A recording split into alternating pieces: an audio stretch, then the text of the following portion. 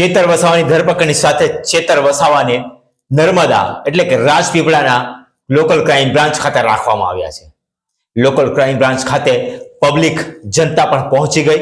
પોતાના માનીતા નેતાને પકડતાની સાથે જનતા પણ હલ્લાબોલ કરવા લાગી અને સાથે સાથે લોકલ ક્રાઇમ બ્રાન્ચ ખાતે પહોંચી ગયા અને લોકલ ક્રાઇમ બ્રાન્ચ ખાતે પોતાનો ગુસ્સો પોલીસની સામે ઠાલવ્યો છે અને પોલીસને કહેવા લાગ્યા કે તમે ભાજપનો ખેસ પહેરી લો, જનતાના ટેક્સનો પગાર શું કામ લો છો? તમારો જે પગાર આવે છે કમલમમાંથી નથી આવતો, તમારો પગાર જનતાના ટેક્સમાંથી આવે છે। એવા વાક્યો પોલીસને પણ બોલવા લાગ્યા। જેમના નેતા હતા એને લોકલ ક્રાઇમ બ્રાન્ચમાં રાખવામાં આવ્યા હતા, પણ પબ્લિકનો ગુસ્સો જોઈ પોલીસને પણ એક વખત ડર લાગવા લાગ્યો અને પોલીસે પણ જે લોકલ ક્રાઇમ બ્રાન્ચના જે ગેટ છે એ ગેટમાં અંદર આવીને ચેતર વસાવાને છોડાવી ન જાય એના માટે મોટી મોટી સાંકળ અને દોરડાઓ બાંધી દેવામાં આવ્યા local crime branch police station ઉપર। એટલે તમે વિચાર કરી શકો છો કે પોલીસને પણ ડર તો છે જ કે જો કદાચ પબ્લિક પોતાના માનીતા નેતાને આવી રીતે ગિરફતાર કર્યા છે, પકડ્યા છે, જેલમાં મોકલ્યા છે, તો કદાચ પબ્લિકનો ગુસ્સો પોલીસ સ્ટેશન ઉપર ન ફૂટી જાય, પોલીસના અધિકારીઓ પર ન ફૂટે એનો ડર પોલીસને પણ છે જ। પણ જે દ્રશ્યો તમે જોવો છો એ દ્રશ્યોમાં જે રીતની પોલીસને ઉપર ફિટકાર વરસી રહી છે એ પણ એકવાર જોવા જેવી છે।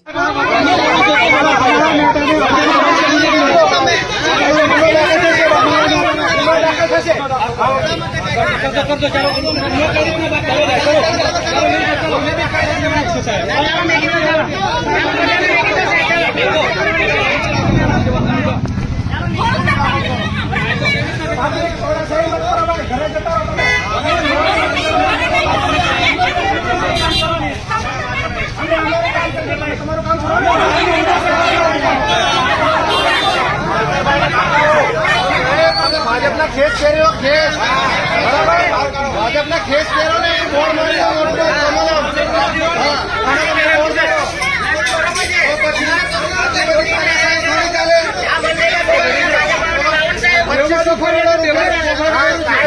વ્યવસ્થા જાળવવાની જવાબદારી અમારી છે। અમે એ કરીએ છીએ।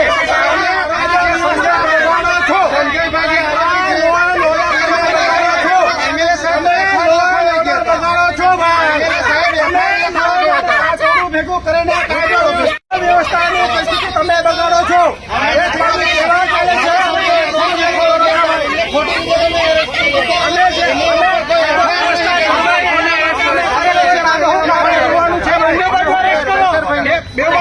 હું ખબર ના હોય તો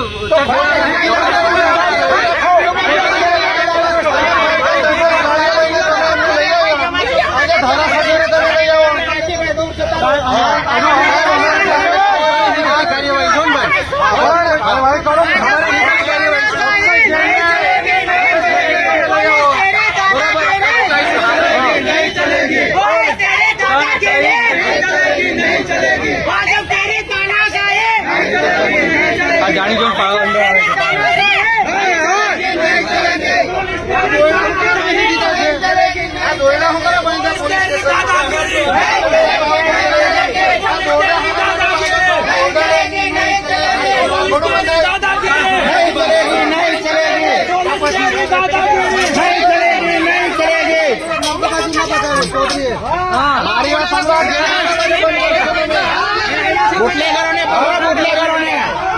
₹2500 કરોડ કૌભાંડ કર્યું છે તે લોકોને